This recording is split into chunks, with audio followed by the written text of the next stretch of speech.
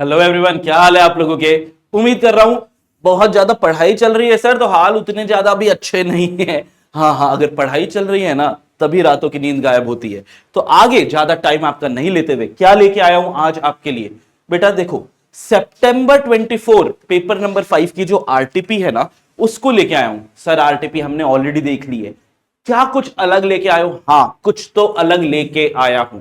सुनो, सिर्फ आरटीपी देखने से काम नहीं बनता। अपना क्या काम होता है? सर ये वाला जो क्वेश्चन आया था ये कौन से कॉन्सेप्ट में था, नंबर कहां आते हैं। अगर आपको वो कॉन्सेप्ट याद आ जाए एग्जाम में, जैसे ही क्वेश्चन पढ़ते हो ना बेटा, एकदम से आंसर करने स्टार्ट मत करो। 20 25 50 सेकंड 1 मिनट रुको और याद करो ये चैप्टर था, ये चैप्टर में यहां पे कुछ चार्ट बना हुआ था। इतना याद आने के बाद हाथ धड़ाधड़ चलने लगेगा। तो थोड़ा सा रुक के जब हम ये आरटीपी आज आपके साथ डिस्कस करने वाले हैं ना, तो इस आरटीपी में भी मैं उस कॉन्सेप्ट को भी बताऊंगा तुम्हारे साथ, ताकि ये क्विक रिकॉल हो जाए, या तुम जल्दी से अपने नोट्स में जहां पे तुमने ये चीज लिखी है या बुक में जहां ये चीज है, जल्दी से वहां पर आओ और उसको देखो। अच्छा ये सवाल ऐसे बन सकता है, तो ये समझते हैं। तो this is the RTP for September 24। Yes, ये वीडियो सभी के लिए। सितंबर 24 को तो देखना ही देखना है। जनवरी वाला बच्चा तेरे को भी ये देखना है, अगले मई वाला बच्चा, सबके लिए ये वीडियो है कि आईसीएसई किस तरीके से सवाल बना रहा है। तो स्टार्ट करते हैं। आज हम आरटीपी जो आईसीएसई ने इशू की है उसको डिस्कस करेंगे। फर्स्ट पार्ट, आईसीएसई ने क्या किया? MCQ and case studies, case study based MCQs जो हैं, जो हमारे 30 मार्क्स में 24 मार्क्स की तो केस स्टडी आती है ना, ये केस स्टडी बेस्ड एमसीक्यूज जो है उनकी बात हम कर रहे हैं। सबसे पहले केस सिनेरियो, लेकिन मैंने हमारे बच्चों को हमेशा क्या बोला है, बेटा केस सिनेरियो एक बार के लिए मत पढ़ो, पहले क्या करो सर, पहले ही है ना क्वेश्चन देख लो, पहले क्वेश्चन देख लो और तब आप जब केस स्टडी पढ़ोगे ना, आपके दिमाग में एकदम से यार इस पे क्वेश्चन था नीचे, इसको देख लेते हैं, यहां पे कुछ है, पंगा है। पहला क्वेश्चन बना था, which of the following assertion, कोई क्वेश्चन जो है ना, ये assertion are discuss with respect to employee benefit. बेटा चैप्टर नंबर 5 का लग रहा है, चैप्टर नंबर 5 का लग रहा है, उसमें एम्प्लॉय बेनिफिट के ऑडिट कैसे करते हैं और उसके साइड में असर्शन लिखे हुए थे। मेजरमेंट असर्शन है, अकरेंस असर्शन है, कट ऑफ है, कंप्लीशन है। कौन सा असर्शन है? Choose the correct combination. क्या 1 2 एंड 4 है, 1 2 एंड 3 है? ठीक है, एक असर्शन इस केस स्टडी में कौन सा है वो हम देख लेंगे। उसके बाद नेक्स्ट क्वेश्चन किसके ऊपर है सर? नेक्स्ट क्वेश्चन है which of among the following assertion, ये तो हो गया, ठीक है। हाँ, क्वेश्चन 2 किसके बारे में है? Whether disclosure of dividend under the liability head during the year is appropriate. Disclosure, ये भी डिस्क्लोजर भी एक असर्शन ही है बेटा, ठीक है। ये भी चैप्टर 5 से सवाल उठा है, ठीक है बॉस, चैप्टर 5 से सवाल उठा है। तीसरा सवाल क्या है? क्रिश कोई होगा, pointed out that method followed to obtain debtor confirmation, ये एक्सटर्नल कंफर्मेशन है, ये रहा SA 505 in the previous year was not in accordance with SA 505। Therefore messrs Shah and associate should perform the same in the correct manner. भाई ये कौन से में से है? चैप्टर नंबर 4 ऑडिट एविडेंस, ठीक है। मल्टीपल चैप्टर्स मिक्स हो रहे हैं, ऐसे 505 आ रहा है। चलो ये तो मैं आपको भी समझा ही दूंगा कैसे है। फोर्थ बी, कौन सा असर्शन है? चैप्टर 5 से ही है। फिक्स्ड एसेट के लिए कौन सा असर्शन है? और पांचवा, cash and cash equivalent, again chapter 5। भाई क्यों? चैप्टर 5 जो है वो 12 से 20 नंबर का आता है, तो वो केस स्टडी के लिए बहुत अमेजिंग क्वेश्चन बन जाते हैं। तो cash equivalent not properly classified under the which of the following is incorrect disclosure of the same, ठीक है। तो ये 5 क्वेश्चंस हैं। अच्छा छठा भी है। CA Chatur provides accounting and bookkeeping services to Shiv Ganga Limited. He is also offered an audit of the accounts to Shiv Ganga. Which threat to independence? Chapter number 11। कई सारे हम लोगों ने देख लिए यहां पे सवाल। सातवां, CA Sargun is conducting statutory audit of branch of KBC Limited। क्या ऑडिट ऑफ ब्रांच है? चैप्टर 10 है, अभी देखते हैं। During the course of audit, it is noticed that one borrower has availed housing loan and car loan. बिल्कुल बेटा chapter 10 का है ये, आईसीआई में ये एग्जाम्पल दिया हुआ है एकदम साफ साफ, जिसको हमने क्लास में डिस्कस भी किया था। अभी अभी अपन इसको भी देखेंगे। 8वां किस पे है सर? सागर फाइनेंस कॉर्पोरेशन गवर्नमेंट कंपनी है। The companies the audit of the company is conducted by statutory auditor who is appointed by C&AG, who is empowered, ये supplementary audit, ये जो क्वेश्चन है बेटा चैप्टर नंबर 9 जो है गवर्नमेंट ऑडिट, ठीक है, गवर्नमेंट ऑडिट में सप्लीमेंट्री ऑडिट लास्ट टॉपिक्स में से सप्लीमेंट्री ऑडिट का सवाल आए, ऐसे टॉपिक आइडेंटिफाई अपने को करते रहना है। और बच्चे क्या ये तो क्योंकि केस स्टडी बेस्ड नहीं है, नहीं बस सर इतने ही एमसीक्यू है। अब आते हैं सर अब केस स्टडी को, असर्शन रिलेटेड ज्यादातर चीजें थी तो आइए समझते हैं। Pluto limited is engage in the manufacturing and distribution of furniture after Covid as the number of people working from home has gone up. This customizable range of home office furniture has gained a lot of importance. ठीक बात है। They were able to perform very well over the years and the same has been reflected in the financial statement. During the year 23-24, Messrs. Saha and Associate was reappointed, लेकिन reappointment का नाटक नहीं था, हमने question देख के देख लिया। मैं अगर डायरेक्ट आता ना बेटा कुछ रीअपॉइंटमेंट रिकरिंग ऑडिट ऐसा दिमाग में चलता रहता, एक भी क्वेश्चन नहीं है ये रीअपॉइंटमेंट रिकरिंग ऑडिट पे, तो हम इस पे उतना फोकस नहीं करेंगे। As the auditor, the new engagement team has CA Saha as partner and 5 article assistant. engagement team पर भी कुछ नाटक नहीं था, डिस्कशन वगैरह करते engagement team पे, फोकस नहीं करेंगे, सीधा सवाल पढ़ते। अगर हम ये पढ़ते केस स्टडी फोकस कर रहे होते। Given the large volume of transaction, the partner instructed the article assistants to review the financial statement and auditor's report from the previous year. Standard on review engagement एक भी सवाल नहीं है, नहीं तो मेरे दिमाग में वो भी मैं रिव्यू पे भी अटक जाता यार, कुछ रिव्यू क्या है, लिमिटेड अश्योरेंस एंगेजमेंट मिलता है, ऑडिट में हाई अश्योरेंस मिलता है, अश्योरेंस में जो प्रोस्पेक्टिव होता है मॉडरेट मिलता है, ये सब सोचना ही नहीं क्योंकि क्वेश्चन नहीं है। तो auditor's report from the previous year 22-23 to gain thorough understanding. While reviewing the summary page, one of the article Kabir notice that few points were under discussion with the partner before finalising the audit. बेटा अभी तक इसमें से पूरे में से एक भी सवाल पे एक भी चीज पे सवाल नहीं है, इग्नोर, ठीक है।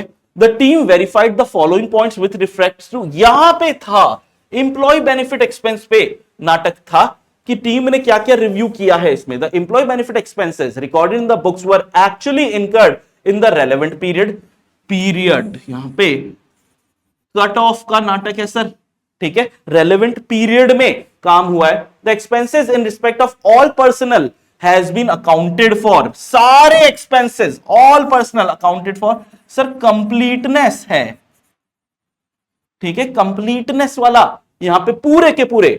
The expenses recognised during the period are pertaining to current, again relevant accounting period है, ठीक है। It was also noted that dividend, अब डिविडेंड पे भी सवाल था, to equity shareholder for the year 22-23 was declared 5/4 मतलब अगले साल पिछले साल का and was recognized as liability, इस साल की 22-23 की ही liability इन्होंने रिकॉर्ड कर ली थी, लेकिन 31 मार्च के बाद आया था। Another article Krish noticed that debtor constitute, ये ऐसे 505 वाला भी सवाल था। Debtor constitute a major component of the company's financial statement. As a part of audit procedure, the auditor requested the client to obtain external, auditor ने किसको बोला, client को ही बोला कि जा भाई तू डायरेक्ट, क्लाइंट तू जाके एक्सटर्नल कंफर्मेशन लेके आ, है ऑडिट प्रोसीजर गलत था, ये था।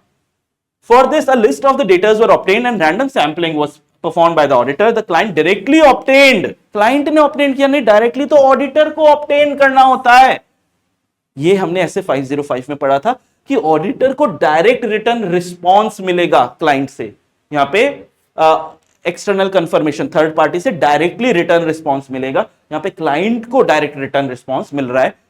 The selected data confirmation from the customers on time. Krish also observed that in addition to asset amounting 50 lakh during the year supported by sufficient audit evidence, however upon scrutiny it was found that some of the invoices were not in the name of the company. Oh ho. Further cash equivalent, इस पे भी सवाल था, were cash and cash equivalent पे क्या नाटक था भाई?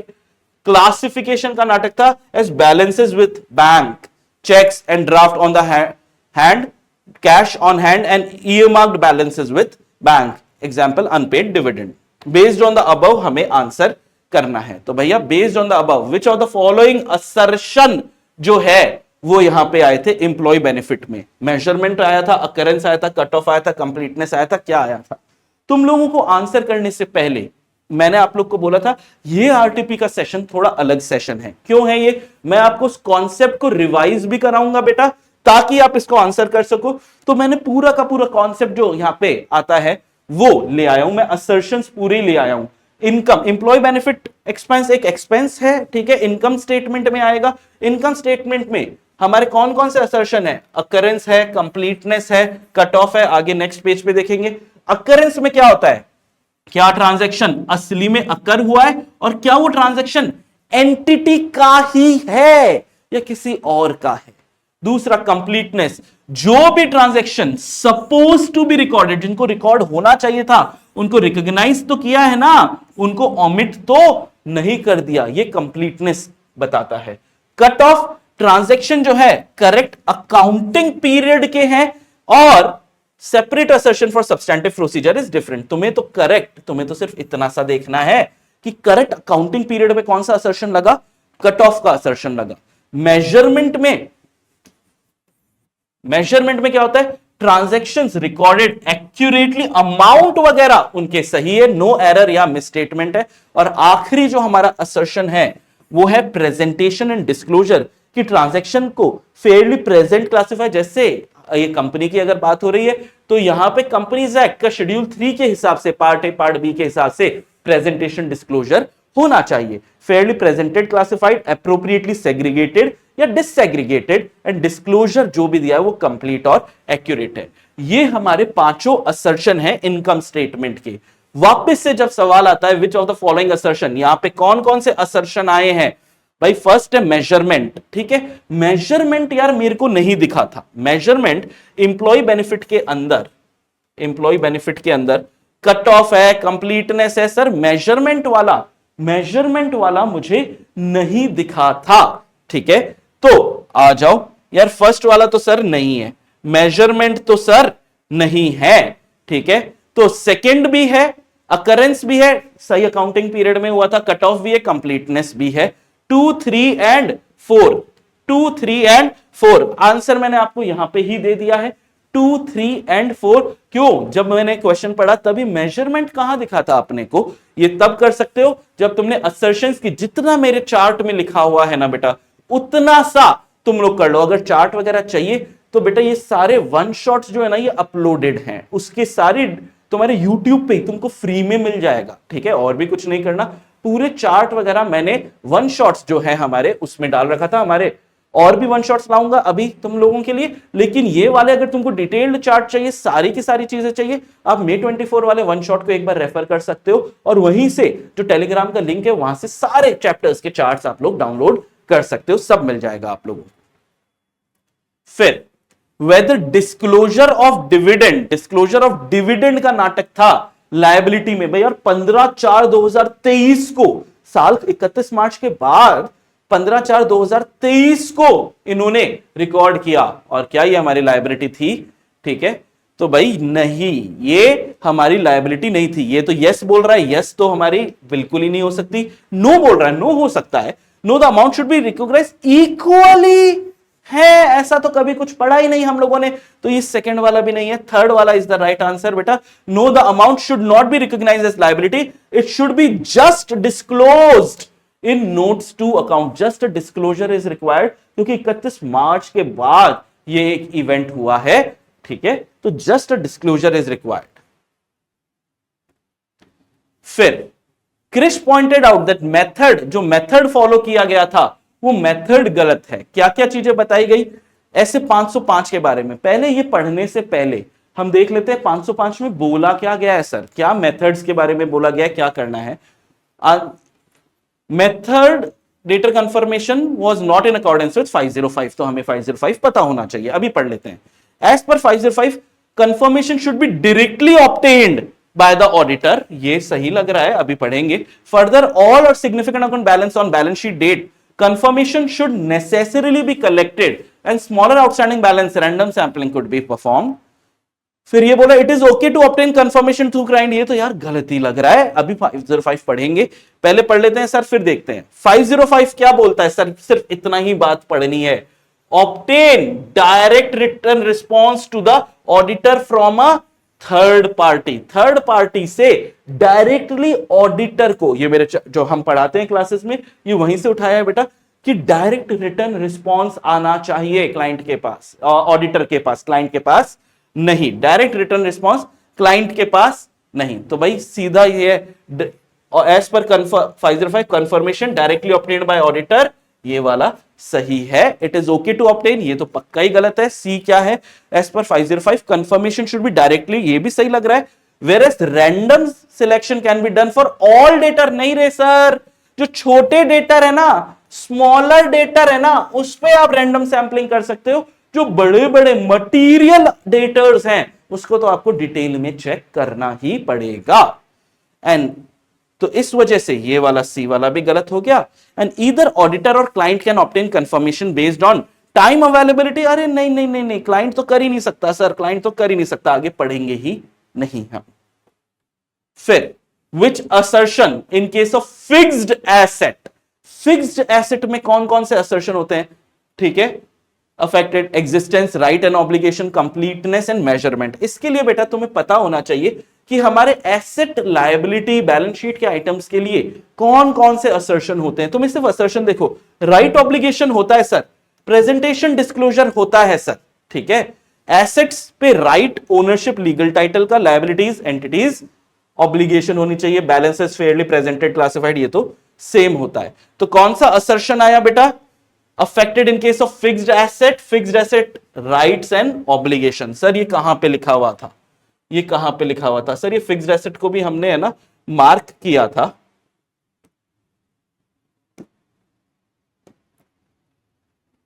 Debtor confirmation client directly obtained. Assets amounted to 50 lakh, ठीक है. Observe addition in the asset amounting to 50 lakh during the year supported by, however upon scrutiny they were not in the name of the company. भैया ये company के नाम पे ही asset नहीं थे, company के नाम पर ये एसेट नहीं थे. जब कंपनी के नाम पर एसेट नहीं थे सर, ठीक है, कंपनी के नाम पर ये एसेट नहीं थे.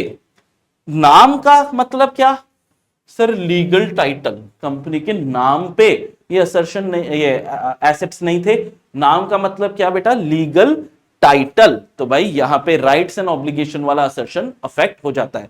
तुम्हें कुछ नहीं करना है, असर्शन वालों के लिए टेंशन ही नहीं लेनी है बेटा. तुम लोग को जल्दी से मेरे वो चार्ट देख लो, ठीक है, सारे, और उनको जितना चार्ट में लिखा हुआ है ना उतना उतना पढ़ के जाना है. उससे ज्यादा पढ़ने की जरूरत नहीं है क्योंकि सवाल हमेशा उसमें से ही निकलते हैं. चलिए, कैश एंड कैश इक्विवेलेंट का क्या नाटक है sir. Cash and properly classify नहीं किया गया, ठीक है, प्रॉपर्ली क्लासिफाई इनकरेक्ट. इसमें से कौन सा इनकरेक्ट है, balances with bank, cheques and draft on hand, cash on hand, earmarked funds with balance sheet. भाई सुनो, ये प्रेजेंटेशन डिस्क्लोजर तुम लोगों को अच्छे से पता है, कैश एंड कैश इक्विवेलेंट का. ये किसका है भाई, presentation disclosure, cash and cash equivalent का. इसके डिस्क्लोजर में क्या क्या आएगा, बैलेंसेस विद बैंक. ये तो तुमको नितिन सर की क्लासेस में ही समझ में आ गया होगा, बचपन में भी तुम लोगों ने पढ़ा होगा. Schedule 3 part A part B. Part A के फॉर्मेट आपने बैलेंस शीट के फॉर्मेट याद किए होंगे. मैं थोड़ा जल्दी जल्दी बोल रहा हूं, क्यों बोल रहा हूं, क्योंकि तुम पढ़े लिखे हो और तुम्हारे पास है ना उतना समय नहीं है सर, ठीक है. तो बैलेंसेस विद बैंक होता है, cheque draft and on hand है, ठीक है, कैश ऑन हैंड है, अदर स्पेसिफाई करना है. यार वो ईयर मार्क्ड वाला नाटक कहां लिखा है यहाँ पे सर, ये ईयर मार्क्ड वाला नाटक तो कहीं लिखा ही नहीं था डिस्क्लोजर के अंदर. ये तीनों चीजें लिखी हुई है, ये ईयर मार्क्ड वाला नाटक कहीं नहीं लिखा. दैट इज व्हाई तुम्हें ये ऑडिट का क्वेश्चन ही नहीं है. एक तरीके से ये क्वेश्चन ही अकाउंट्स का क्वेश्चन था ना, कि फॉर्मेटिंग पूछ रही कि कौन सा इसमें से गलत है. चलिए, उसके बाद चैप्टर 11 में से सवाल आया था, थ्रेट हमें पता लगाना था. सीए चतुर प्रोवाइड, इसका केस स्टडी से कोई संबंध नहीं है बेटा, तो हम इसको देखते हैं. CA Chatur provide accounting and bookkeeping services to Shiv Ganga limited. He is also offered, ये अकाउंटिंग बुक कीपिंग भी कर रहा है ठीक है, ये खुद ही अकाउंट्स बना रहा है और ये खुद ही उसकी ही इज ऑल्सो ऑफर्ड ऑडिट, खुद ही अकाउंट्स बना रहा है और अपने किए काम को खुद ही रिव्यू। मैं क्या ही बोल गया, बता दिया क्या तुम लोग को कौन सा वाला थ्रेट है? हाँ सर, ये हमने पढ़े थे, threats to independence, self interest, खुद का फाइनेंशियल इंटरेस्ट है, नहीं सर शेयर वेयर इसने कहां खरीद रखे हैं, review of any judgement conclusion, जो इस पे काम उसने खुद किया था और उसी पे वो ऑडिट कर रहा है। बेटा सेल्फ रिव्यू थ्रेट हमारा आ सकता है। मैंने इस स्लाइड में आपको पांचों जो थ्रेट होते हैं ना, जो 5 के 5 हमारे थ्रेट है, वो मैंने आपको पढ़ाए हुए थे, ठीक है। और सेल्फ रिव्यू ये शायद बच्चा बहुत अच्छे से हमारा समझ जाएगा सर, खुद के किए गए कामों को खुद ही आप इन्हें अकाउंट्स बनाए और उन अकाउंट्स की आप ही ऑडिट कर रहे हो, आप अपने काम को रिव्यू कर रहे हो, सेल्फ रिव्यू थ्रेट। फिर चैप्टर 10 का क्या सवाल था? बैंक ऑडिट का सवाल था sir. CA Sargun is conducting statutory audit of branch of KBC Bank. During the course of audit, it is noticed that one borrower जिसने हाउसिंग लोन भी लिया था और कार लोन भी लिया था from the branch, housing loan की EMI overdue 120 दिन से ऊपर, भाई 90 दिन से ऊपर होते ही तो NPA हो जाता है। ये याद है ना तुमको, प्रूडेंशियल नॉर्म्स याद है? अभी नहीं तो मैं याद दिलाऊंगा तुमको। लेकिन क्या होता है, 90 दिन के ऊपर तो NPA हो जाता है, यहां पे 120 दिन हो गया।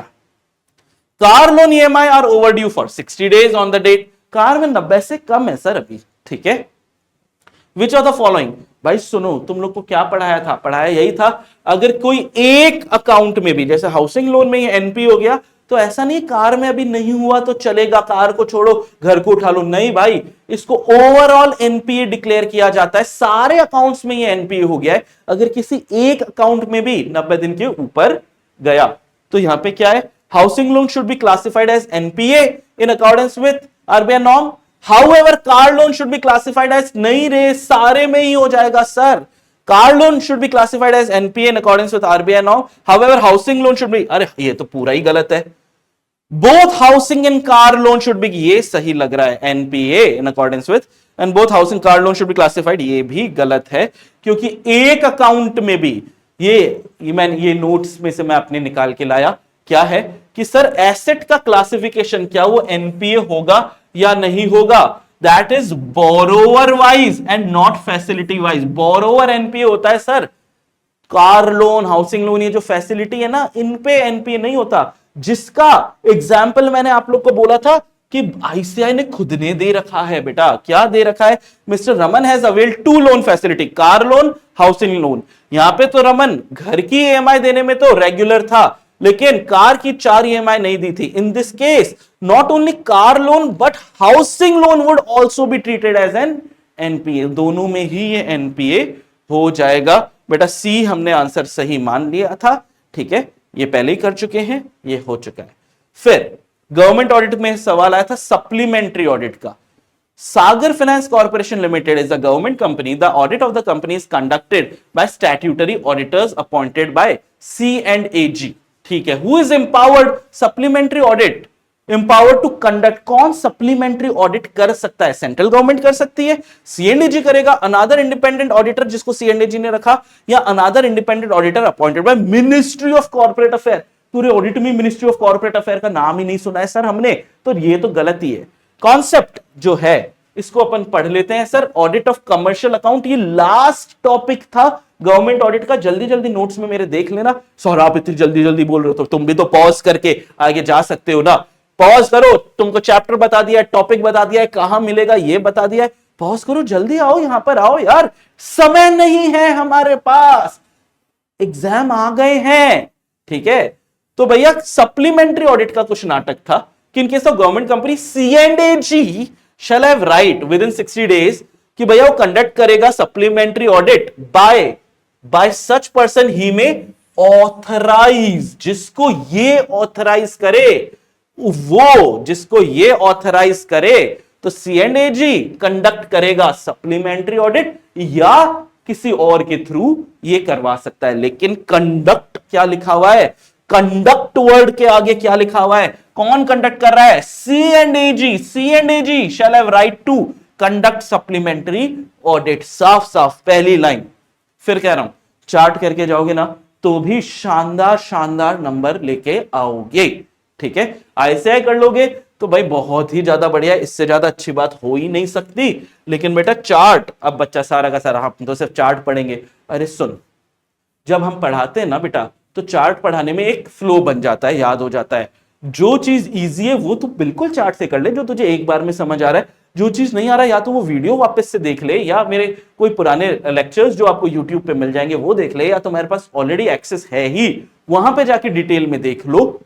देखो जो चीज चार्ट से डायरेक्टली समझ में तुमको नहीं आ रही, क्योंकि क्लास में हम जब समझाते हैं हम उसके बाद आईसीआई भी करते हैं, तो बच्चों को अच्छे से समझ में आ जाता है। तो C&AG का नाटक हो गया। नाउ अब क्या होने वाला है बॉस, अब मैं आपके साथ डिस्कस करने वाला हूं डिस्क्रिप्टिव लिखते कैसे हैं, और ये डिस्कशन सुपर इंपॉर्टेंट है। क्यों यार, आईसीआई की पता नहीं क्यों और इतनी बार उनको लिख दिया और इतनी बार बता दिया, सर जो आपको एग्जाम में बच्चे से आंसर चाहिए ना, आरटीपी में वैसा वैसा आंसर दो ना। कुछ जगह उन्होंने हमारी बात मान ली, वैसा आंसर दिया है, कुछ जगह बकवास लिखी है। अभी अभी तुम लोगों ने कुशाग्र की आंसर शीट देखी बेटा, तुमने देखा उसने कोई बहुत बड़े सारे आंसर नहीं लिखे हैं, और अगर बड़ा किया है तो उस जगह उसको नंबर नहीं मिला है, नंबर तो रेलेवेंट पॉइंट लिखने का ही मिला है। ठीक है, तो आईसीआई को फिर कह रहा हूं कि बहुत भारी भारी आंसर नहीं चाहिए। आईसीआई को अपने हिसाब से नॉर्मल आंसर्स चाहिए होते हैं, और ये नॉर्मल आंसर्स हम चैप्टर वाइज आरटीपी में क्या है प्लस उनके कॉन्सेप्ट कहां से आए हैं ये समझना भी जरूरी है ना। सिर्फ आरटीपी क्वेश्चन तो तुम ऑलरेडी मेरे से पहले कर चुके होगे, फिर इस वीडियो की जरूरत ही क्या थी।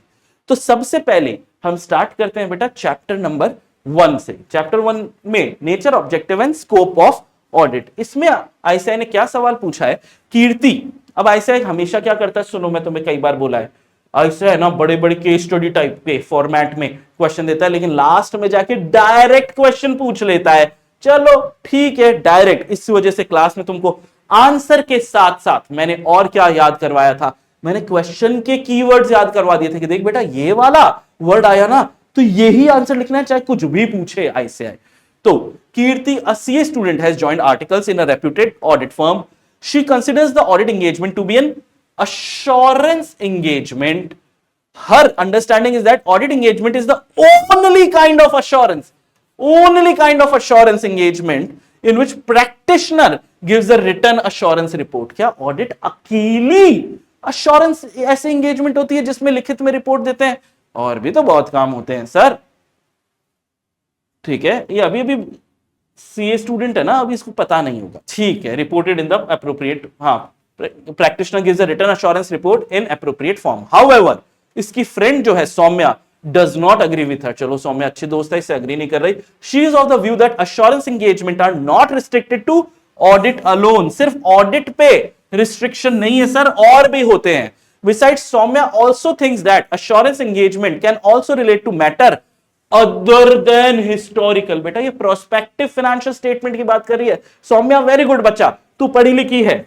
Whose view appears to be correct, state with reason। भाई ऑब्वियस सी बात है सौम्या। तो मैंने आप लोगों को क्या पढ़ाया था, ये पहले मैंने क्या पढ़ाया वो बात करा रहा हूं। Audit, review, prospective. Audit and review history की होती है और प्रोस्पेक्टिव अदर देन हिस्ट्री की होती है। तो audit review historical financial information की होती है, prospective financial information not historical. ये इंटरनल कंट्रोल पे है, बेस्ड ऑन अजम्पशन कि event that may occur in future या पॉसिबल एक्शन बाय एंटिटी, और यहां पे भी फोरकास्ट प्रोजेक्शन होता है। ये चीजें आप लोगों ने पढ़ी थी। तो भैया सौम्या हमें सही लग रही है, ये पूरा कॉन्सेप्ट है। तो अश्योरेंस एंगेजमेंट में हमारे क्या क्या आ गए सर, रीजनेबल अश्योरेंस एंगेजमेंट तो आ ही गए।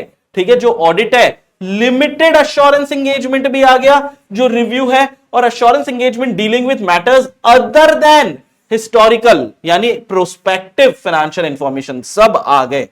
ये है आंसर। ठीक है, तो आईसीआई ने क्या आंसर दिया है, आईसीआई ने फिर पैराग्राफ दिया है बेटा। मैंने तुम्हें बता दिया पॉइंट वाइज, लेकिन यार इतना पॉइंट लिखना है, आपके तो 4-5 लाइन लगी है, हम लिखने जाएंगे तो पहले पॉइंट में पूरा पेज भर जाएगा। नहीं बेटा, कीवर्ड्स के साथ स्मॉल स्मॉल आपको लिखना है। चार्ट में से आप अपना बना सकते हो आंसर। तो audit is an assurance engagement. जी हां सर, ऑडिट तो होती ही होती है। However, assurance engagement are not restricted to auditing alone. Other assurance engagement भी है, लाइक रिव्यू एंगेजमेंट है, या प्रोस्पेक्टिव फाइनेंशियल इंफॉर्मेशन वाले भी है, engagement providing assurance on internal control entity का, ये भी हम लोगों ने पढ़ा था, ये भी है। Assurance engagement provide assurance to user, the difference is of degree. Audit सबसे खतरनाक देता है ये रीजनेबल अश्योरेंस, जो एक हाई लेवल अश्योरेंस है, ठीक है, which is high level assurance. Review जो देता है वो लोअर लेवल अश्योरेंस देता है एज कंपेयर टू ऑडिट, और प्रोस्पेक्टिव तो भाई सबसे कम देता है सर, ये मॉडरेट नहीं, प्रोस्पेक्टिव मॉडरेट देता है, रिव्यू सबसे कम देता है। और assurance engagement other than historical, यानी प्रोस्पेक्टिव फाइनेंशियल इंफॉर्मेशन की बात कर रहा है, ये इंटरनल कंट्रोल पे भी होता है, ये मॉडरेट देता है। ये क्या देता है? 3 नंबर तो बेटा यहीं पे आ गए, ठीक है। इन assurance report involving prospective, the practitioner operates sufficient appropriate evidence to the effect that management assumption on which prospective financial is not unreasonable. Prospective financial information is prepared on the basis of assumption that properly presented all assumption adequately. बेटा exam में अगर ये वाला point नहीं भी लिखोगे ना, ठीक है, तो पूरे के पूरे नंबर है, क्योंकि एक नंबर यहां पे मॉडरेट लिखने का है, एक नंबर तुम्हारा यहां पे लोअर लेवल है रिव्यू में, और रीजनेबल में है यहां पे है, और बस 3 नंबर में आपके ये सवाल बैठ जाता है। तो इतना लिखने की जरूरत नहीं है। Conclusion, view of Saumya is correct. Chapter number 2 की अगर बात करते हैं बेटा, आरटीपी है, आरटीपी के सवाल तो हमको पक्का पक्का करके जाना ही है ना। तो चैप्टर नंबर 2 के अब हम क्या करते हैं, स्टार्ट करते हैं। आ जाओ। तो अब चैप्टर 2 को बेटा स्टार्ट कर रहे हैं। चैप्टर 2 में audit strategy, audit planning and audit का प्रोग्राम। भाई तुम्हारे कोर्स के लिए सबसे इंपॉर्टेंट चैप्टर्स में से एक चैप्टर आता है। क्यों? इसकी वैल्यू सर 8 से 12 नंबर की है, बहुत छोटा सा चैप्टर है, और 8 से 12 नंबर की इसकी हमारी वैल्यू है। तो देखते हैं भाई इसमें क्या सवाल आया। CAN एंगेजमेंट पार्टनर है LPS एंड एसोसिएट्स का, is planning for an audit of large company, ठीक है, कंपनी की है, as a part of preliminary engagement activity. भाई लग रहा है कि सवाल ये प्रिलिमिनरी एंगेजमेंट एक्टिविटी के आसपास है, ये अलग से हमें बताया गया था, तुम्हें मैंने मार्क भी कराया, अभी भी दिखाऊंगा कि सुनो, जब हम ऑडिट प्लान वगैरह करते हैं तो उसमें पहले प्रिलिमिनरी एंगेजमेंट एक्टिविटी करनी पड़ती है, फिर आगे का काम होता है। और ये एक नई चीज डाली ICAI ने, पहले ये नहीं थी, पहले जब ये चैप्टर पढ़ाते थे तो अब ये नहीं था, ये एक नया चीज है। नया चीज पे तो सवाल बनने की संभावना ज्यादा है, तुम्हारे अटेम्प्ट में भी आ सकता है। तो as a part of preliminary engagement activities being performed in this regard, he wants to ensure that compliance चाहिए, independence requirement is adhered। independent है या नहीं है ऑडिटर, ये है क्या? How shall he form a conclusion that audit firm complies with? हमको क्या मांग रहा है भाई, ये इंडिपेंडेंस की रिक्वायरमेंट मांग रहा है। क्या मांग रहा है बेटा? इंडिपेंडेंस की रिक्वायरमेंट। तो आइए देखते हैं टॉपिक कहां पढ़ा था सर, जो हमने planning process elements of planning पढ़ा था, उसमें 2 काम करने थे भाई। सबसे पहला काम आपको करना था प्रिलिमिनरी एंगेजमेंट एक्टिविटीज करना था, उसके बाद ही आप प्लानिंग में ओवरऑल ऑडिट स्ट्रेटेजी बनाओ, ऑडिट प्लान को डेवलप करो। ये सब काम तो बाद के हैं सर, पहले हमें क्या करना था, प्रिलिमिनरी एंगेजमेंट एक्टिविटी, जिसमें हम क्या कर रहे हैं सर, वो एथिकल रिक्वायरमेंट थी ना, उनके जो पॉइंट्स हैं वो देख रहे हैं।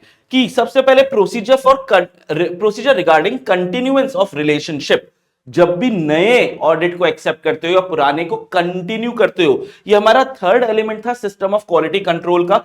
और आपको प्रेडेसेसर ऑडिटर से clause 8 part 1 schedule 1 of the C act 1949 क्या बोलता है, जब भी कोई बड़ी कंपनी की, बड़ी एंटिटी की ऑडिट आप एक्सेप्ट करते हो, बड़ी क्या किसी की भी करते हो, अगर उनका एक पुराना ऑडिटर है उससे कम्युनिकेट करना है। तो पहला चीज हम क्या करेंगे, एक्सेप्टेंस एंड कंटिन्यूएंस, जो थर्ड पॉइंट था, element of system of quality control.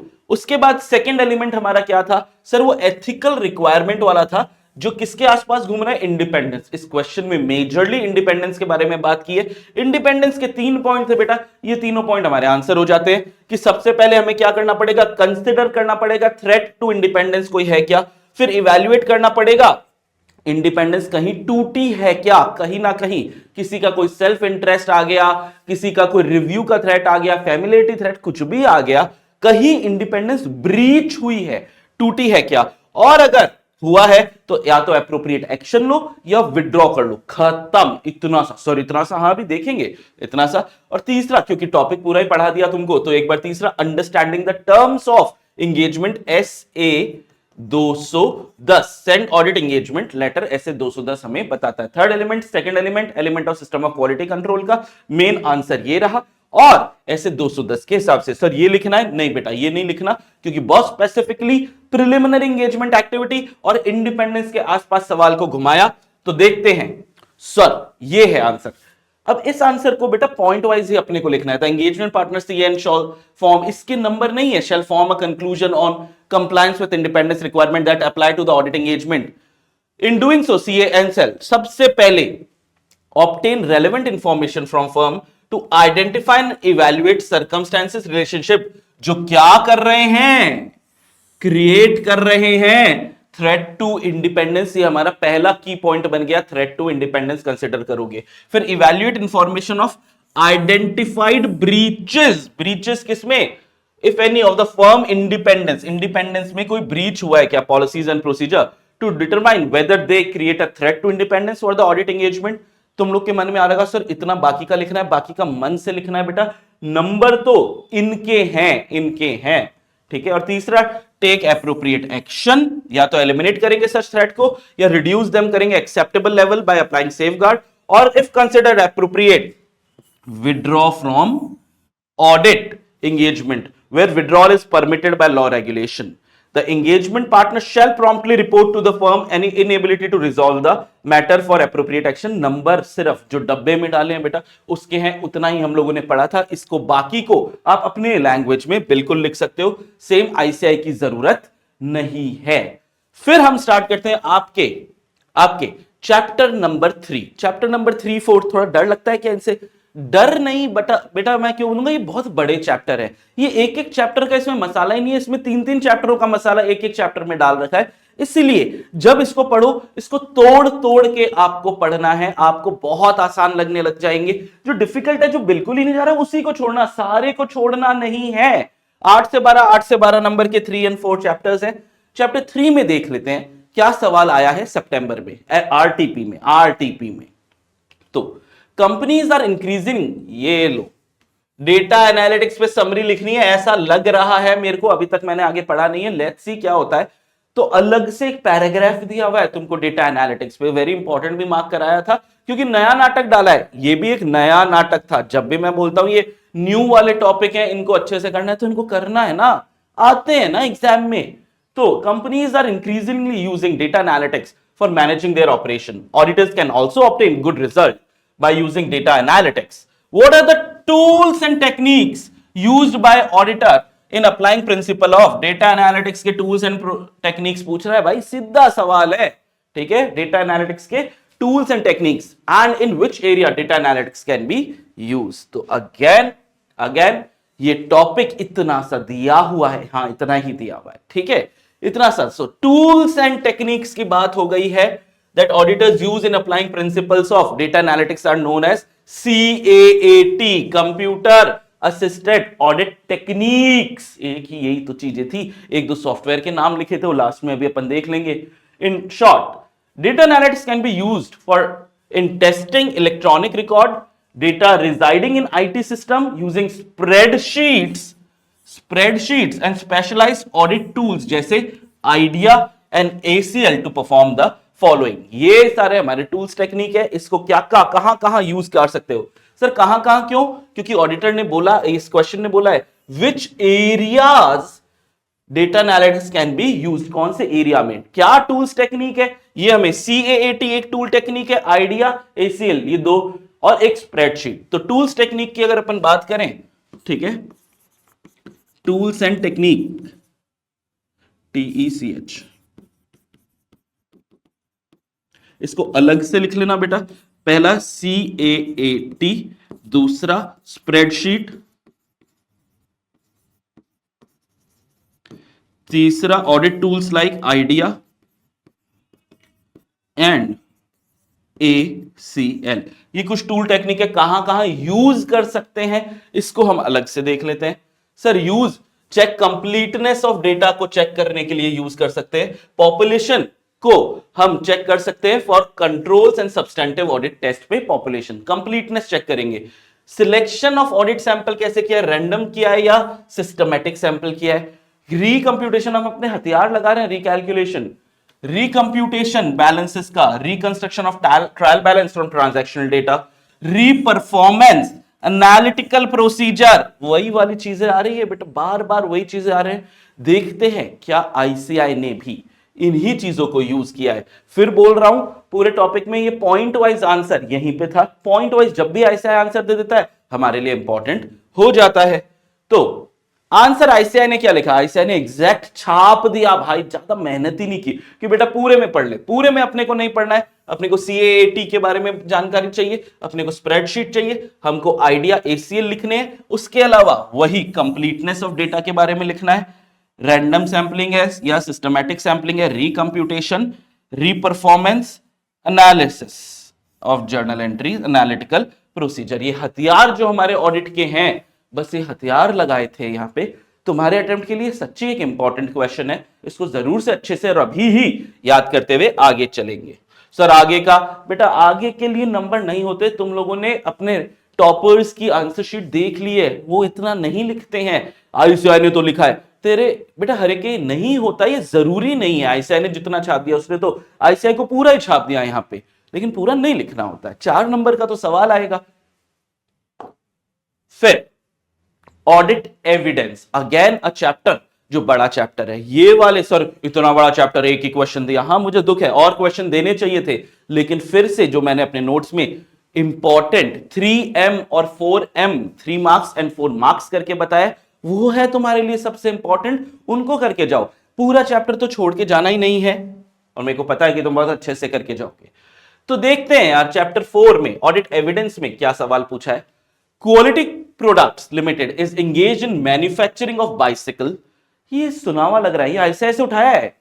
तो manufacturing of bicycle, as a part of manufacturing activities it sends raw material to some business entities and procures finished component from them, raw material दे रहा है job work पे और उनसे finish product ले रहा है, ठीक है।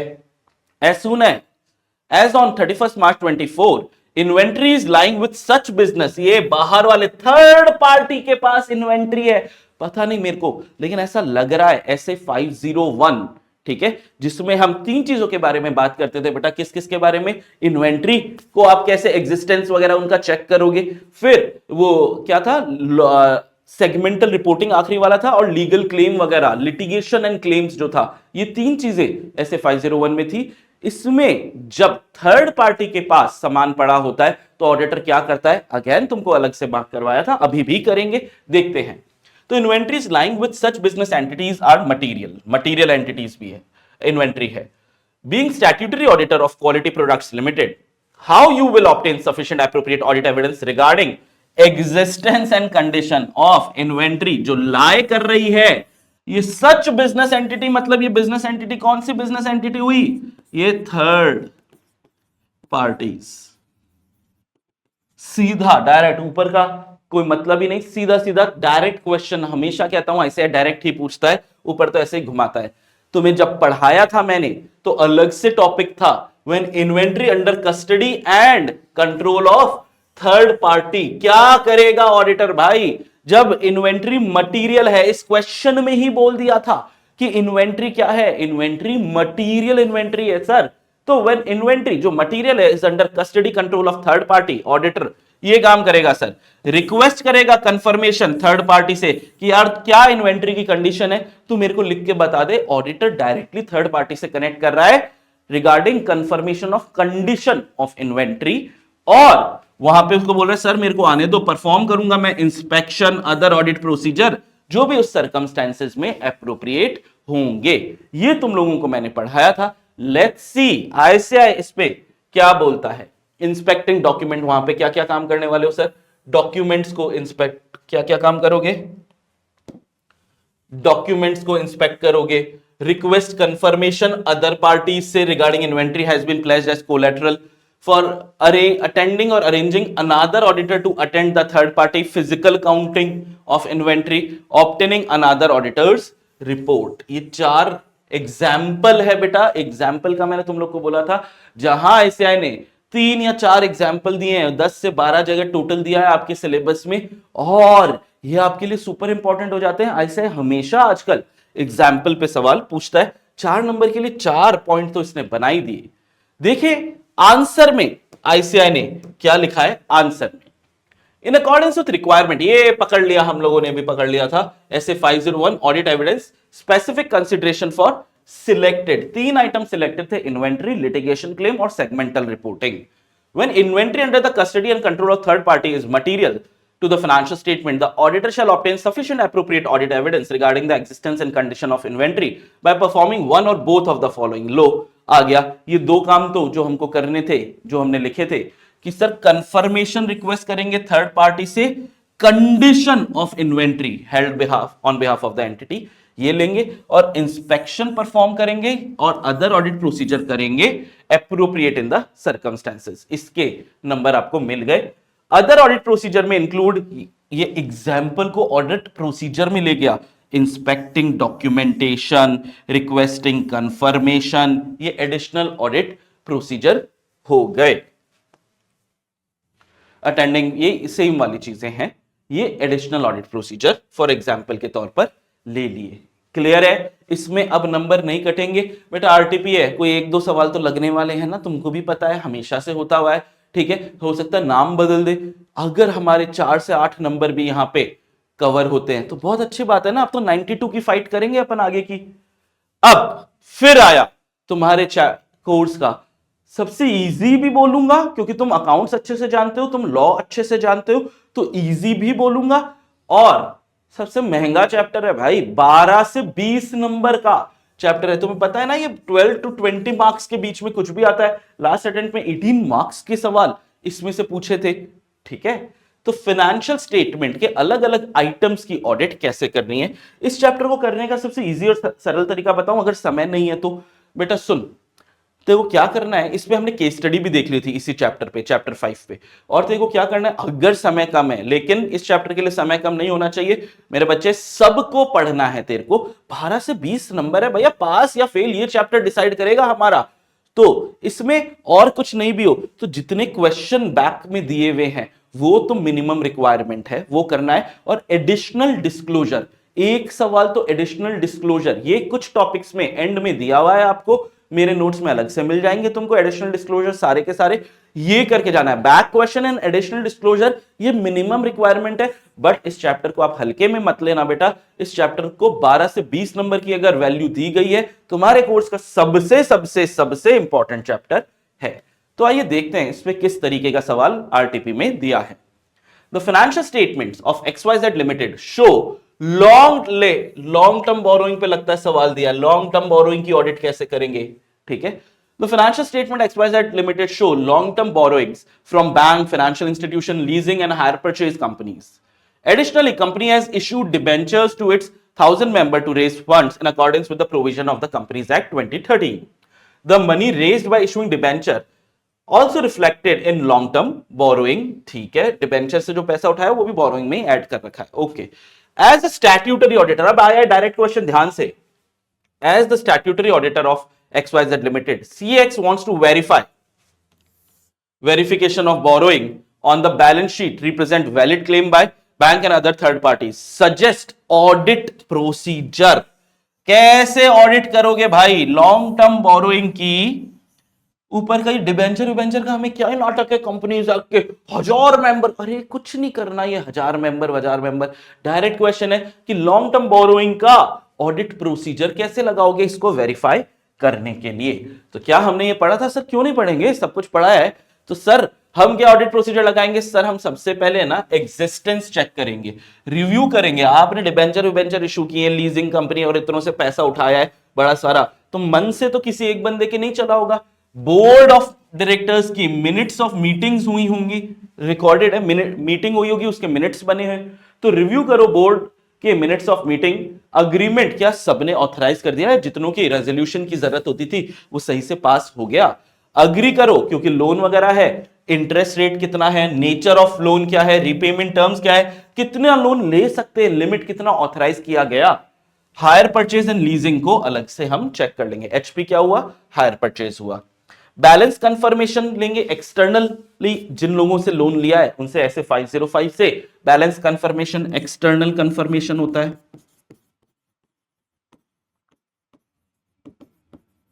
कोई बच्चा यहाँ पे 2x पे देख रहा है क्या? है सर आप खुद 2x पे बोल रहे हो, क्योंकि मैं समय बचाना चाह रहा हूं तुम्हारा। और मैनेजमेंट वाले लोगों से रिटर्न रिप्रेजेंटेशन ऐसे 580 के तौर पर ले लेंगे। और क्योंकि डिबेंचर का नाम आ गया था, तो डिबेंचर के लिए तो भाई क्या बना होगा, डिबेंचर ट्रस्ट डीड बना होगा। 4 नंबर के लिए तो 4 पॉइंट यहीं पे आ गए सर, इससे ज्यादा की कोई जरूरत भी नहीं है। देखते हैं आईसीआई ने क्या दिया है। आईसीआई ने यस पैराग्राफ दिए हैं, लेकिन आईसीआई खुद को उसको पैराग्राफ नहीं चाहिए होते हैं, पॉइंट चाहिए होता है। मैं तुम्हारी सहूलियत के लिए पॉइंट बनाया हूं कि कितना काम करना है, क्या काम नहीं करना। तो ऑडिट प्रोसीजर सीधा सीधा CX वाइल ऑडिटिंग क्या है, review board meetings for approval of new lending agreement. During review ensure that new loan agreement or bond issuance were authorized, ensure that significant debt commitments are approved by board of directors. फिर check the details of loans। क्या क्या details sir, interest rate है, nature है, repayment terms है to the loan agreement. Sir आपने तो और भी बताए थे, और भी आ जाएंगे बेटा। अभी देख, verify that borrowing limit if impose by agreement are not exceeded. ये आगे हायर परचेज लीजिंग आगे के पॉइंट में था, तुम यहीं पे डालोगे। Roll out and obtain independence balance confirmation ऐसे 505। ठीक है सर, आपने 580 भी बोला था बेटा, वो आगे के पॉइंट में इन्होंने डाल दिया। ये देखो लीजेस एंड हायर परचेज यहां पे डाल दिया है, डिबेंचर में डिबेंचर ट्रस्ट डीड डाल दिया गया है, रिटर्न रिप्रेजेंटेशन 580 में डाल दिया गया है। तो इन्होंने तो कई सारे पॉइंट दे दिए, अपने को तो 4 पॉइंट करना है। मेरे वाले पॉइंट्स को अगर तुम लिखते हो तो 4 से ज्यादा पॉइंट तुम कवर कर लेते हो। तो इसीलिए समरी चार्ट्स इसीलिए तुमको हेल्पफुल हो जाते हैं बेटा, कम पढ़ के भी तुम मेजर कंटेंट तो कवर कर ही लेते हो। लिखना पॉइंट वाइज, अंडरलाइन करके आना जैसे मैंने अंडरलाइन किया है। फिर तुम्हारे कोर्स का सबसे छोटू सा प्यारा सा चिन्ना मिन्ना चैप्टर, 4 से 6 नंबर की इसकी वैल्यू हो जाती है। ठीक है, चैप्टर नंबर 4 के साथ आईसीआई की स्किल वेटेज तुम देखोगे तो 4 के साथ इसको ज्वाइन किया जाता है। मतलब सर 4 से 6 के ज्यादा भी हो सकता है, कम भी हो सकता है, लेकिन जो हमारे वो वाला चैप्टर है ना बेटा, वो बहुत इंपॉर्टेंट चैप्टर है, बहुत कंटेंट है उसमें पूछने के लिए। तो मेरे हिसाब से इसमें 4 नंबर से 6 नंबर तक के बीच में क्वेश्चन आएगा। ये भी हो सकता है एक भी सवाल ना आए, अलाउड है आईसीआई के पास, लेकिन इतना प्यारा छोटा सा चैप्टर है, इसको हम करेंगे तो बहुत अच्छे से। So an important factor in determining the, ये लो direct question, form content and extent of audit documentation.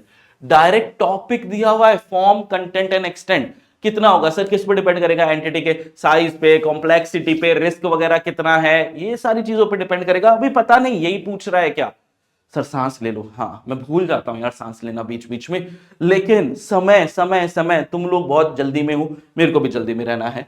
तो important factor in determining the form content and extent of audit documentation और सिग्निफिकेंट मैटर, हम छोटे मोटे मैटर की तो बात ही नहीं करते हैं सर डॉक्यूमेंटेशन में, मेजर जो सिग्निफिकेंट मैटर है वो उनकी बात करते हैं। Is the extent of professional judgement exercise in performing the work and evaluating the result. Explain, direct question, explain stating clearly examples of significant matter. ऊपर का फॉर्म कंटेंट वंटेंट के कुछ नाटक नहीं दिया। फॉर्म कंटेंट वंटेंट क्यों लिखा, हम कहां चले गए थे सर, लास्ट में दुनिया बदल दी इसने। ठीक है, इसने सीधा SA 701, सर ये तो चैप्टर में नहीं था, लेकिन सिग्निफिकेंट मैटर उसने बहुत अच्छे से डिफाइन कर रखे हैं। तो एग्जाम्पल ऑफ सिग्निफिकेंट मैटर ये 701 वाला ही है सर, ये तो मेरे नोट्स में भी एकदम सेम, मेरा नोट ही है क्या, वही लग रहा है।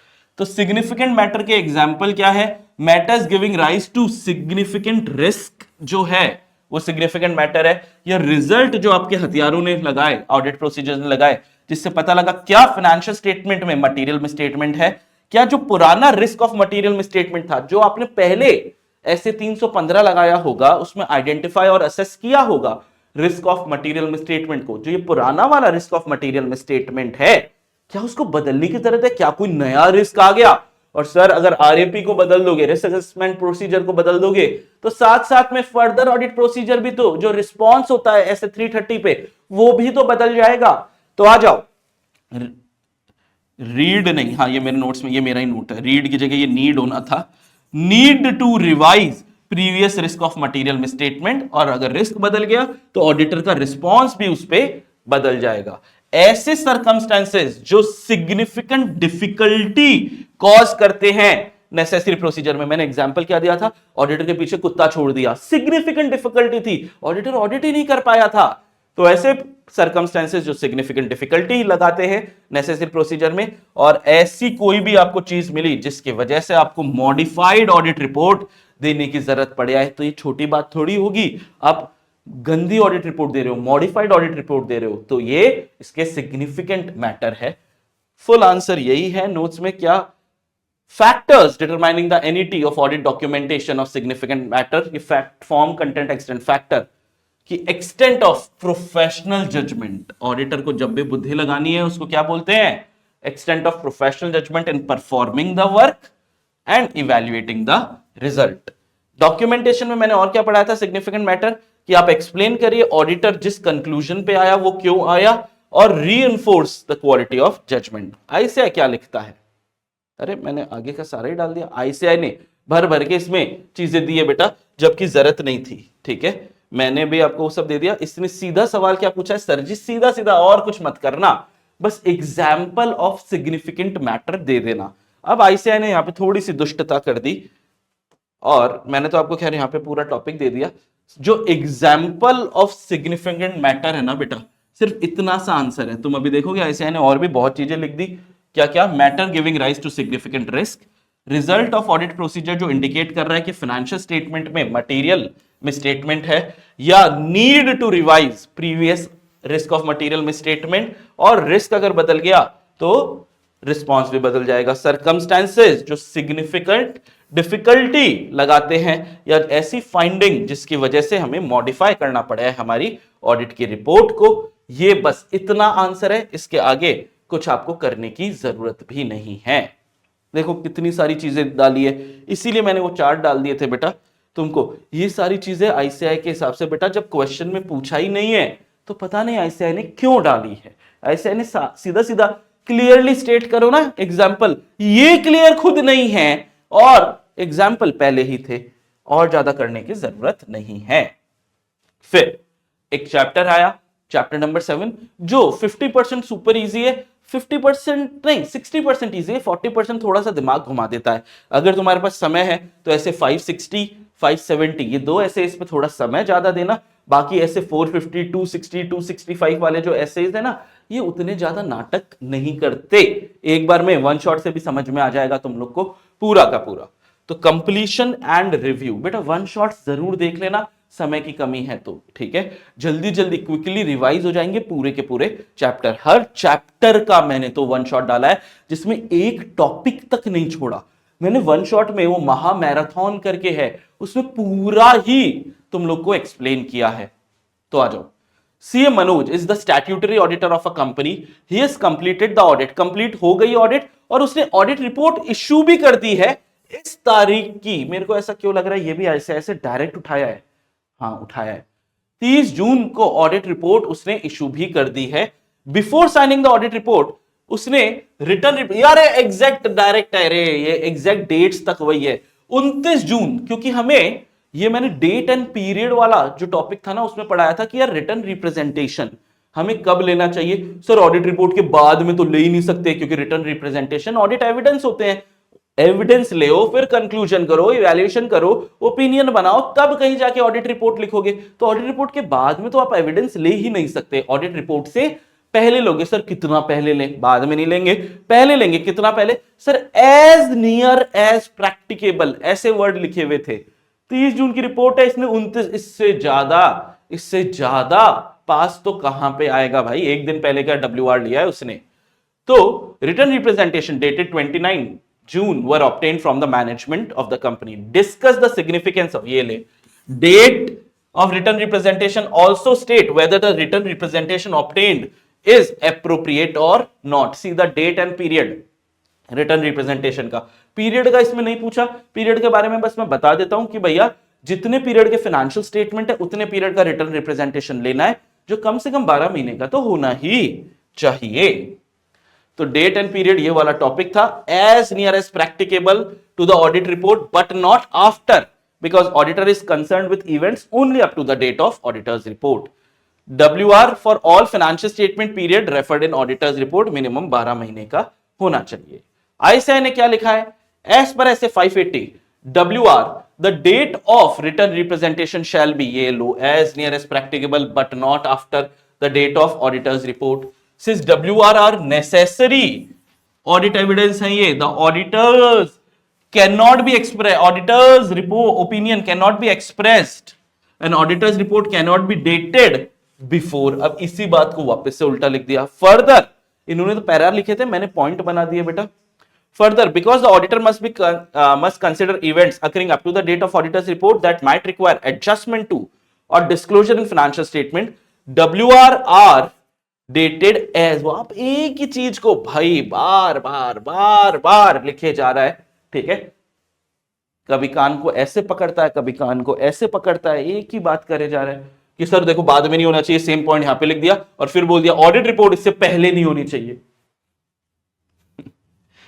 चलो कंक्लूजन, ठीक है, कि representation have been obtained appropriately. बिल्कुल एप्रोप्रिएट लिया है, 30 जून के 29 जून पे ले लिया है.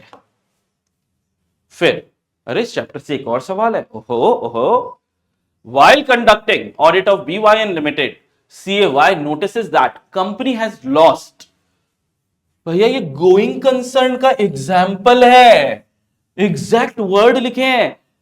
गोइंग कंसर्न पे कब डाउट आ जाएगा कि कुछ तो गड़बड़ है, जब सबसे बड़ा मार्केट ही उन्होंने लूज कर. डायरेक्ट एग्जांपल दिया हुआ है, देखेंगे अभी. While conducting audit of BYN Limited, CAY notices that company has lost one of its key market along with important customer भी छूट गए, मार्केट भी छूट गया. कहां चलेगी company? Additionally several highly successful, सीधे सीधे एग्जांपल आईसीआई में दिए हुए, अपने नोट्स में भी दिए हुए, हाईली सक्सेसफुल कॉम्पिटिटर्स आ चुके हैं, have emerged impacting business of the company despite the existence of material uncertainty. Material uncertainty थी. CAY finds the use of going concern basis of accounting appropriate. भाई ये वाली चीज गोइंग कंसर्न में बच्चों को थोड़ी सी टेंशन वाली चीज आ गई थी. देख यार अलग से टॉपिक दिया हुआ है. अगर मैनेजमेंट ने अकाउंट्स में, दिक्कत है, अनसर्टेनिटी है, लेकिन मैनेजमेंट ने अकाउंट्स में गोइंग कंसर्न को एडिक्वेटली डिस्क्लोज किया है, तो बेटा हम अनमॉडिफाइड रिपोर्ट देते हैं. है दिक्कत है बिजनेस में सर, मना नहीं किया, लेकिन मैनेजमेंट ने भी तो अकाउंट्स में इस चीज को लिख लिया, तो हम मैनेजमेंट को बोलेंगे कि मैनेजमेंट ने गलत काम किया है? नहीं किया, तो हम बुरी रिपोर्ट क्यों देंगे? हम तो अनमॉडिफाइड ओपिनियन देंगे. ये वो वाला टॉपिक है. तो CA find use of going concern basis of accounting appropriate for preparation of financial statement. The company has also disclosed, company ने disclose accounts में भी कर दिया है और ऐसे भी disclose कर दिया है in notes to accounts adequately. How should you deal? भैया सब कुछ easy है. अगर going concern basis accounting का inappropriate होता है तब तो हम बैंड बजा देते हैं, लेकिन इस क्वेश्चन में क्या inappropriate है?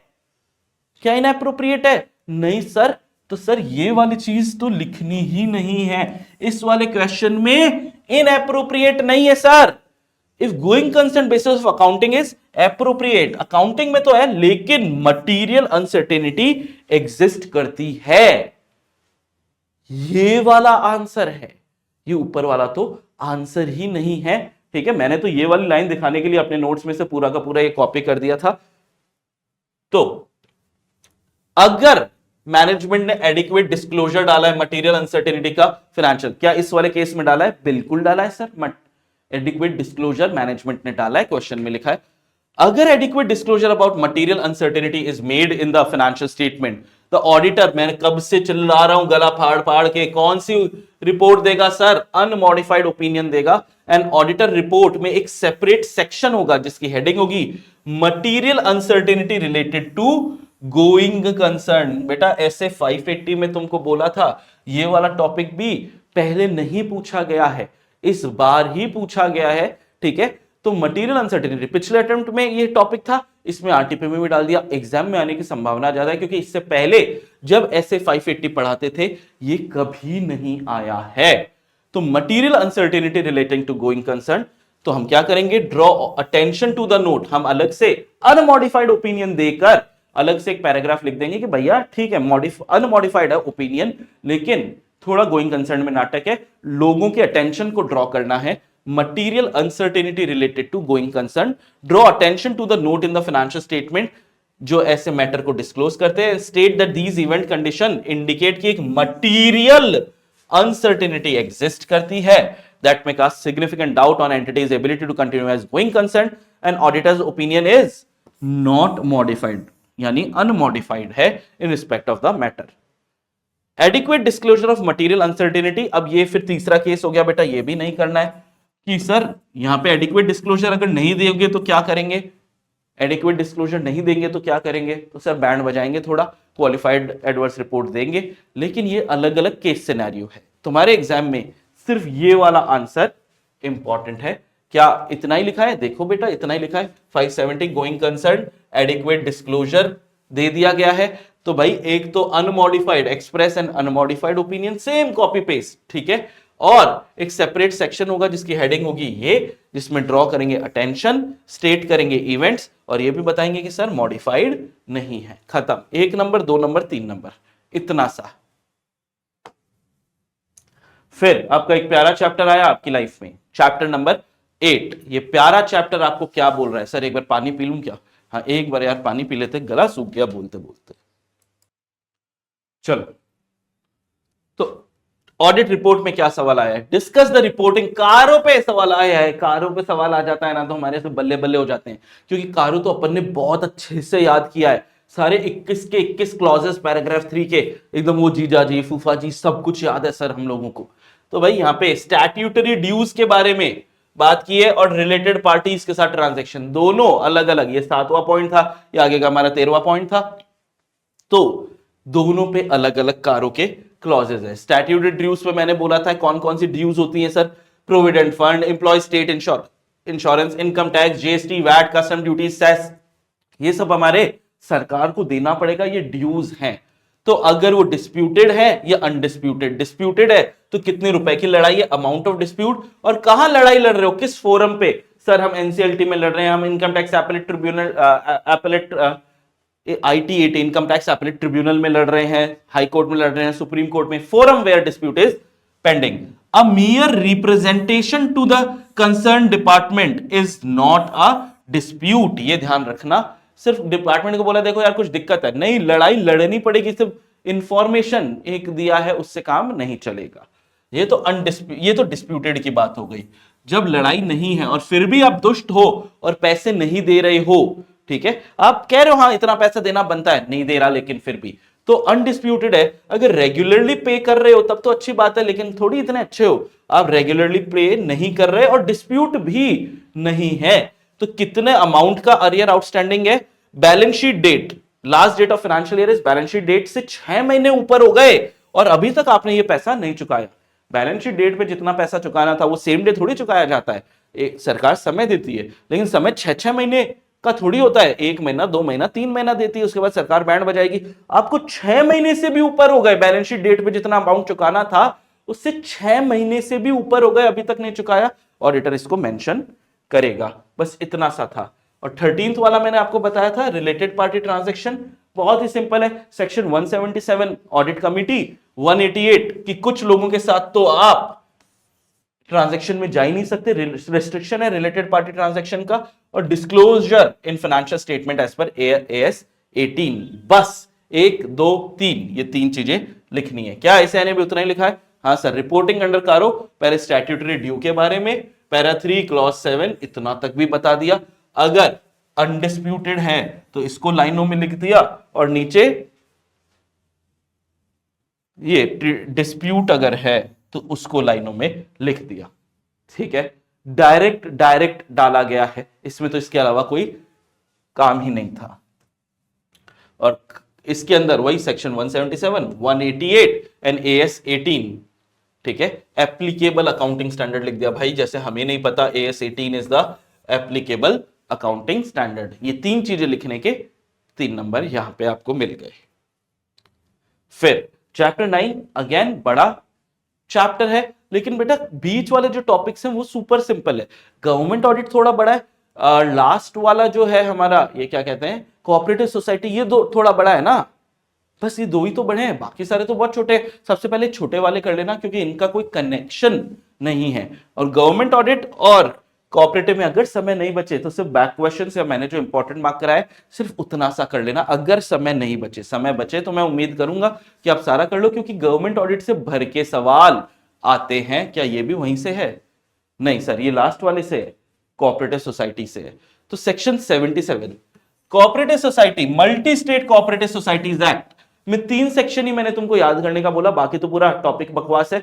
सेक्शन 77, 78 एंड 79, ठीक है, 3। तो सेक्शन 77 पे कई बार सवाल आ चुका है, 77, 78, 79 पे वहीं से रिपीट करता है आईसीआई, अभी भी किया है।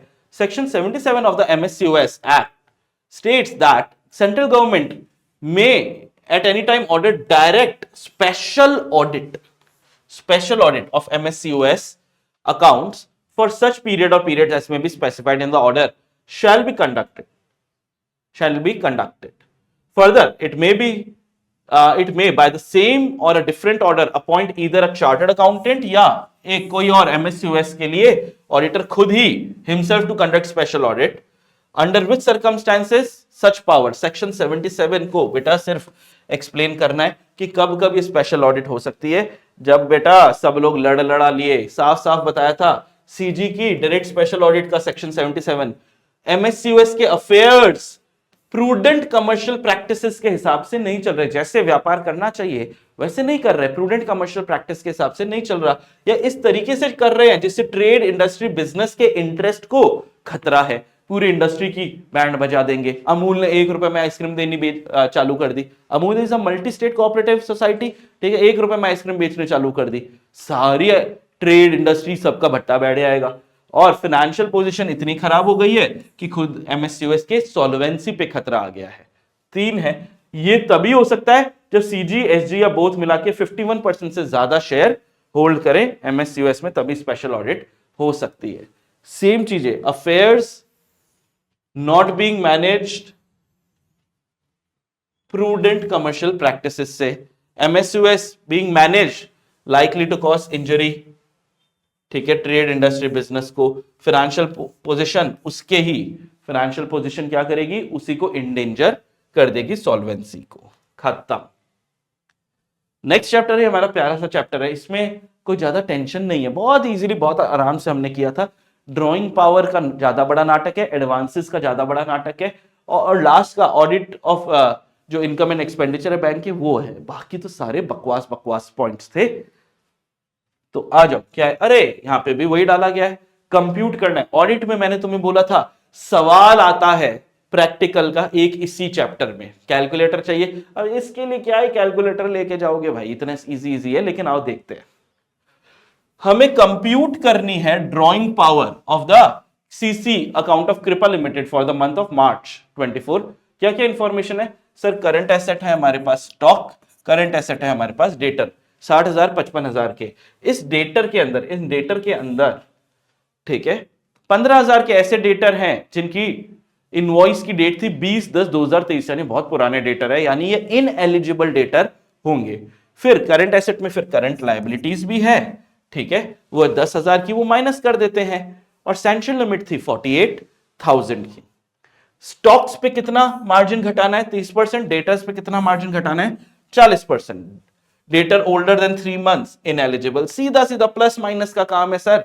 स्टॉक में 60,000 का था, जिसमें से अनपेड यानी क्रेडिटर्स को कितना 10,000 देना है, तो 10,000 माइनस किया 50,000, उसमें मार्जिन माइनस कर दिया, 30% स्टॉक पे था, 40% डेटर पे, 15,000 बचा, तो स्टॉक की वैल्यू आई 35,000। डेटर में 55,000 के थे, लेकिन उसमें से 15,000 तो इनएलिजिबल थे, यानी एलिजिबल कितना है 40,000, उसमें मार्जिन घटा दो 40% का, तो 16,000, 40,000 में से 16,000 गया, तो बेटा कुछ गलती हो गई क्या? 24, हाँ ऐसे आए, गलत कर दिया, ऐसे आए, गलत कर दिया, ठीक है, ये आना चाहिए सर 24,000, और रियल आंसर जो आना चाहिए वो 35 + 24 59,000। आईसीआई को कैलकुलेटर की जरूरत थी बेटा, क्या मैंने गलत तो नहीं? नहीं, मैंने सही किया है, क्वेश्चन के हिसाब से मैंने एकदम सही किया है। तो अपने अपने आरटीपीज में चेंज कर लेना। कई बार आईसीआई से भी तो गलती से मिस्टेक हो जाता है, वो भी सुपर एक्साइटेड हो जाते हैं कई बार, है ना। तो सैंक्शन लिमिट थी हमारी 59 की आई, लेकिन यहां पे 48,000 की रिस्ट्रिक्शन डाल रखी थी, तो 48,000 से ज्यादा की ड्राइंग पावर नहीं हो सकती। आखिरी chapter ethics and terms of audit engagement. पूरा चैप्टर इजी, लास्ट में बस मेरे वाले वो चार्ट कर लेना, लास्ट वाला जो टॉपिक है, ठीक है, SQC1 एंड SA 220 वाला, वो थोड़ा सा परेशान करेगा तो करेगा, बाकी पूरा चैप्टर इजी है। 8 से 10 नंबर का चैप्टर है बेटा ये वाला भी, तो अच्छा चैप्टर है। सिर्फ लास्ट वाला टॉपिक को छोड़ दे तो बाकी पूरा चैप्टर बहुत इजी है, और लास्ट को भी चार्ट से कर सकते हो। तो देखते हैं क्या सवाल इसमें से आया है। ABC and Associates, an audit firm, has been approached by prospective company client that has been in business for about 10 years to conduct an audit। ठीक है, अग्रीमेंट वाला ऐसे 210 का लग रहा है। क्लाइंट आया ऑडिटर के पास कि ऑडिट कर दो, to conduct an audit of its financial statement. Before accepting the audit, audit accept करने से पहले हमें कुछ चीजें चेक करनी होती है। The firm wants to access the integrity of prospective client. हाँ, ये बेटा element of system of quality control का थर्ड पॉइंट है कि आप ऐसे कोई भी बंदा आएगा मुंह उठा के कि हमारी ऑडिट कर दो, तो आप ऑडिट नहीं करोगे, आप ऐसे ऑडिट उनकी नहीं करोगे। आप एक्सेप्टेंस एंड कंटिन्यूएंस करने से पहले एक्सेप्टेंस कुछ चीजें चेक करते हो, इंटेग्रिटी चेक करते हो, एथिकल रिक्वायरमेंट खुद की वगैरह चेक करते हो। ठीक है, तो integrity of prospective client, with regard to the assessment of integrity what matter, सिर्फ इंटेग्रिटी में क्या क्या चेक करेंगे, वो ऑनेस्टी, स्ट्रेट फॉरवर्डनेस, वो सब नाटक था क्या? तो मैटर रिगार्डिंग इंटेग्रिटी डायरेक्ट मेरे नोट्स में दिया हुआ है कि identity and reputation of client क्या है, क्लाइंट के प्रिंसिपल ओनर, की managerial person, related parties, TCWG, nature of client operation, business practices, information regarding attitude. अब यहां पे एक क्या हटा दिया, रिलेटेड पार्टी हटा दिया, प्रिंसिपल ओनर, KMP, TCWG। क्या वो एग्रेसिवली इंटरप्रेट कर रहे हैं अकाउंटिंग स्टैंडर्ड को कि मैं तो अकाउंटिंग स्टैंडर्ड कुछ भी बोले, मेरे हिसाब से तो ये बोल रहा है, अरे you are very aggressive sir, accounting standard ऐसा नहीं बोल रहा, नहीं मेरे हिसाब से ऐसा ही बोल रहा है। एन इंटरनल कंट्रोल इन्वायरमेंट, ऐसी इन्वायरमेंट क्या है, इंटरनल कंट्रोल इन्वायरमेंट। तो ये मैटर इंटेग्रिटी के लिए अलग से 3 नंबर के लिए मैंने दिए हुए थे। ठीक है, क्लाइंट का aggressively concern in maintaining low, audit firm को लो फीस देंगे, कम फीस देंगे। क्यों दे रहा है कम फीस? ताकि हम कम काम करें। इंडिकेशन की इनएप्रोप्रिएट लिमिटेशन लगाया है, स्कोप ऑफ वर्क को बहुत ज्यादा छोटा कर दिया है। इंडिकेशन की client money laundering criminal activity में है, या रीजन फॉर हमें क्यों अपॉइंट किया गया, या पुरानी वाले को रीअपॉइंट क्यों नहीं किया गया। ये सारी चीजें सिर्फ इंटेग्रिटी रिलेटेड पूछेंगे। नया टॉपिक था, पहले नहीं पढ़ाया जाता था, नया टॉपिक का हमेशा ही बोलता हूं सवाल आता है, तो आ गया सेम चीजें, आइडेंटिटी एंड बिजनेस रेपुटेशन, ठीक है, क्लाइंट की nature, client operation, business practices, same same same इन्होंने पॉइंट्स दे दिए हैं। विद दिस जो एक रिवीजन था हमारा, ये रिवीजन ऑफ आरटीपी हो गया। आरटीपी में जो सवाल आए जिसको हमने कहां पढ़ा था वो भी हमने पता कर लिया, ये बहुत जरूरी था। ये आपका लेक्चर थोड़ा सा बड़ा जरूर बन गया, 1.25 घंटा का कुछ, ये लेक्चर 1.5 घंटे का बन गया है, लेकिन लेकिन लेकिन आपको रिकॉल होता गया ना, आपको पता लगा ना क्वेश्चन में किस तरीके से डायरेक्टली पूछ लेता है यार। क्वेश्चन पढ़ते पढ़ते हमारे दिमाग में ये वो वाला टॉपिक था। टॉपिक को हमेशा 2 बार 3 बार बोल के पढ़ा करो बेटा, तभी आइडेंटिफाई होगा, अच्छे नंबर लाओगे। I wish you all the very best. बहुत आराम से, बहुत अच्छे से पेपर करना, पैनिक मत करना। क्वेश्चन को 2 बार और धीरे धीरे, ज्यादा तेज बोलोगे तो आस पड़ोस वाले चिल्लाएंगे, एग्जामिनर चिल्लाएगा, लेकिन धीरे धीरे, जैसे मैं कीवर्ड क्वेश्चन में ढूंढ रहा था वैसे आपको भी ढूंढने हैं। चलिए, थैंक यू सो मच बेटा, बाय बाय।